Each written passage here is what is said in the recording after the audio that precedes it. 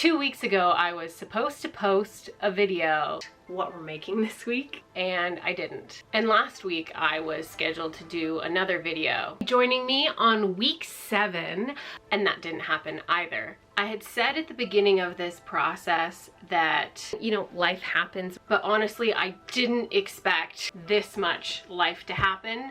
My dog passed away from cancer last Sunday, and while that would be a very easy opportunity to just step away and say, you know, I'm done with this process, I really wanted to keep going. However, stepping into this space and being creative just wasn't happening. I had to find ways to overcome that. So instead of just giving you an update on everything that hasn't happened over the past couple of weeks, I wanted to share how I have been able to get back in the right headspace. I'm Lee. 2 years ago, I quit my job to become a fashion designer. We are in the process of making my first collection. We're on week 8. This week, we're going to talk about 3 things that helped me to get back into a creative headspace in order to post this video and keep going. The first thing that really helped me get out of that creative rut was to switch up my routine.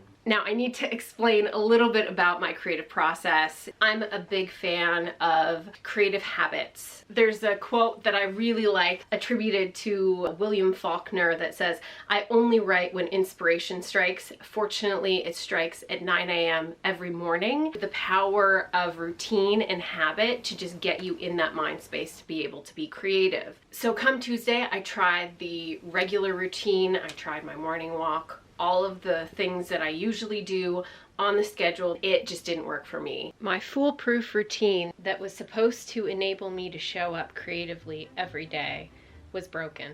And so I decided to throw it all out the window. I switched up my morning routine. I switched my walk to later in the day. I started working when I was like a little groggy in the morning, which is usually not what I do. When all of the days feel the same, it makes something different a little bit more special.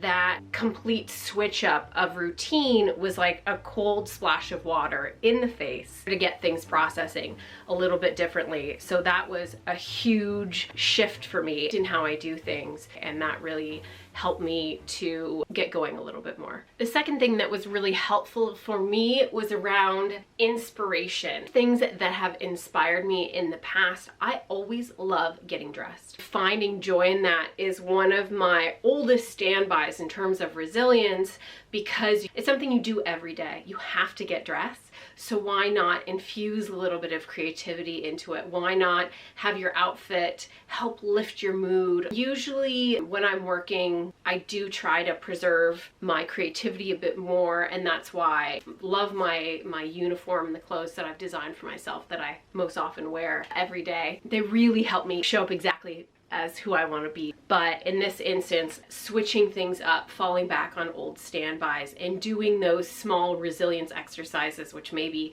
just getting dressed in a new, interesting way in the morning, can really help jumpstart that creativity. What helps you keep going during tough times when you have to reignite that creativity? I'd love to hear if you have any go-tos or any resources. Drop them in the comments below so we can all benefit from hearing from each other. And then the third thing that helped me jumpstart my creativity was going shopping, but not the way you might think.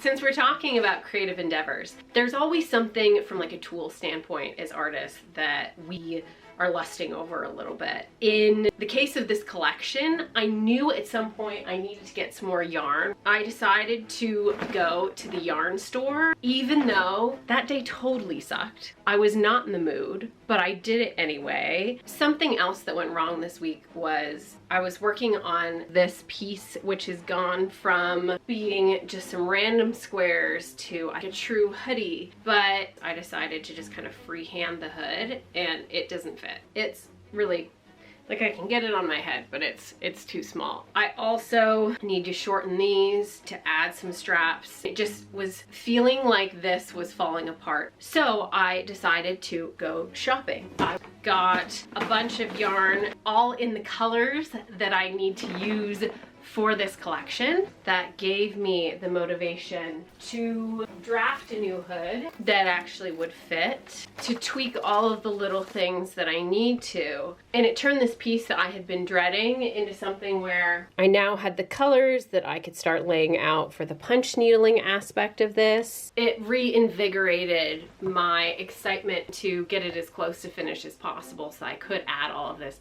fabulous, colorful yarn. Whereas at the beginning of the week, I just kind of wanted to rip it apart. I'm not saying just go on like a wild shopping spree, but sometimes investing in some art tools or something that you know is just going to give you a little bit of that lovely little dopamine hit as you're doing your creative process really can help you keep going, and that's what really has helped me. Now, am I significantly behind schedule to finish 13 looks by the end of January? Absolutely. I'm so incredibly behind, but I'm still going. That's the bigger takeaway for me here. How to keep going in spite of the challenges, even though it feels like a really uphill battle, and sometimes, you know, there are bad days, but leaning into when there are the good days. And then next week we're going to be talking about Deadstock. What is Deadstock? Because I've had a lot of questions about that, so stay tuned. I'm so glad you're here. Thank you for watching, and I will see you next week, and I will